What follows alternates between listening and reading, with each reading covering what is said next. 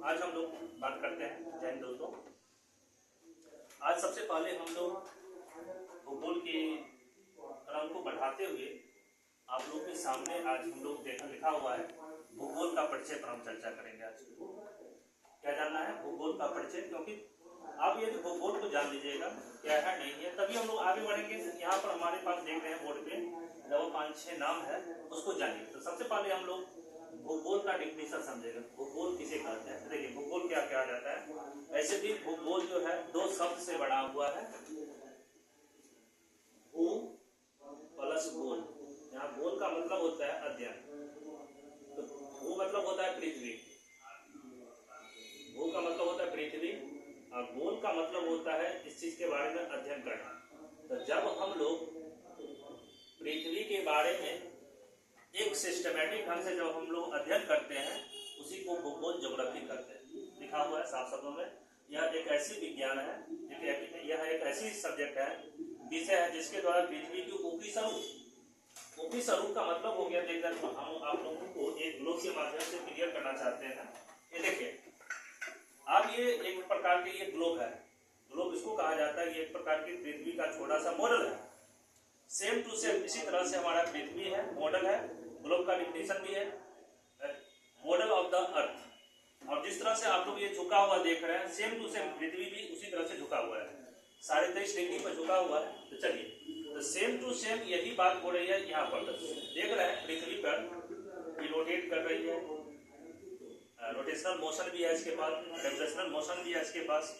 तो ये रोटेट कर रही है और पृथ्वी पर आप समस्त चीज देख रहे हैं, जैसे सागर है, महादेश है, जीव है, जंतु है, पेड़ है, पौधा है, खनिज है, पर्वत है, पहाड़ है, नदियां हैं।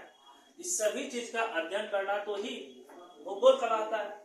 अर्थात यह एक ऐसी विज्ञान है जिसके द्वारा पृथ्वी के ऊपरी स्वरूप और उसके प्राकृतिक विभागों का अध्ययन करना किया जाता है। जैसे हम लोग यहाँ पर लिखेंगे सागर, महासागर,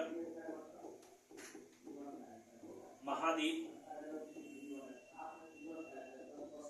पर्वत, पहाड़, नदियां, ये सब का हमको टोटल काम करना है, उसके बारे में जानकारी लेना है। उसकी जानकारी लेना है। तो देखते हैं हम लोग क्या, देखिए आगे हम लोग देखते हैं क्या। इसके बारे में पूरा कथन, एक मिनट।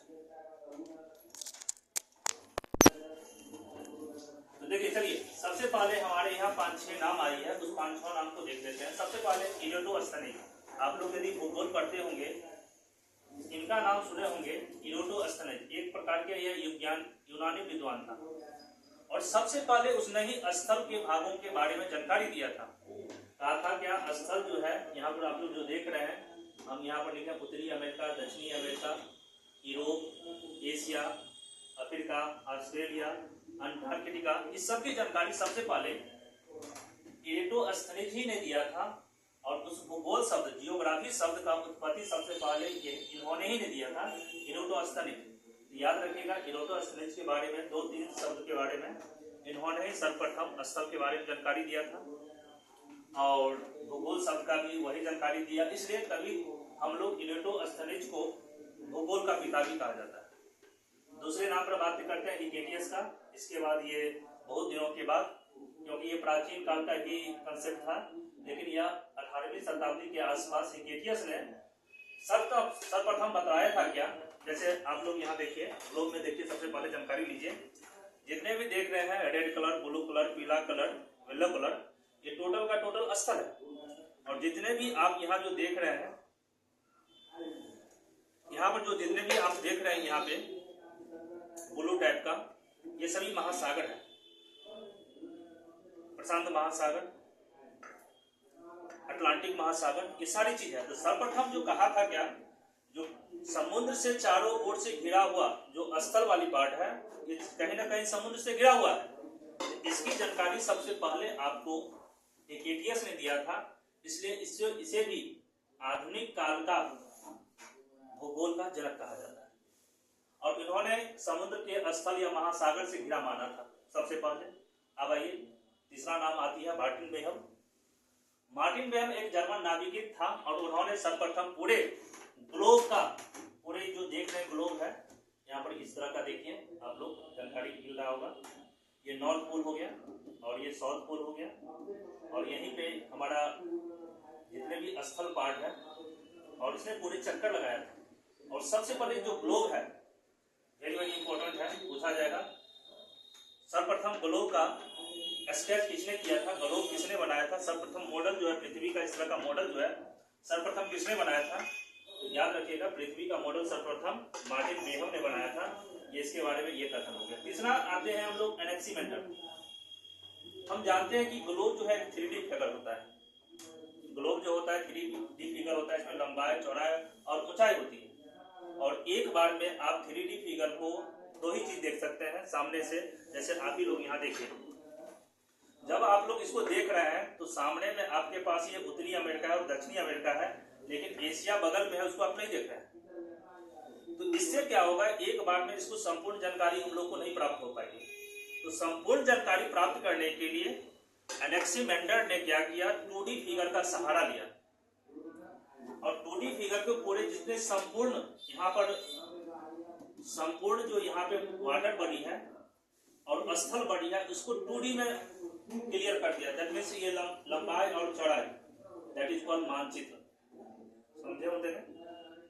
मानचित्र में हम लोग क्या करते हैं, पूरे विश्व को एक साथ देखते हैं, लेकिन ग्लोब में आप एक साथ नहीं देख सकते हैं। आपके सामने जो प्रेजेंट रहेगा उसी को देख सकते हैं। तो सबसे पहले विश्व में ये ग्लोब का कंसेप्ट मार्टिन बेहम ने दिया, लेकिन यही ग्लोब से जब हमने एक विस्तारित रूप से, जब आपके सामने जो देखिए, इसको कहते हैं विश्व मानचित्र। इसको कहेंगे हम लोग विश्व मानचित्र, इसको कहते हैं हम लोग विश्व ग्लोब।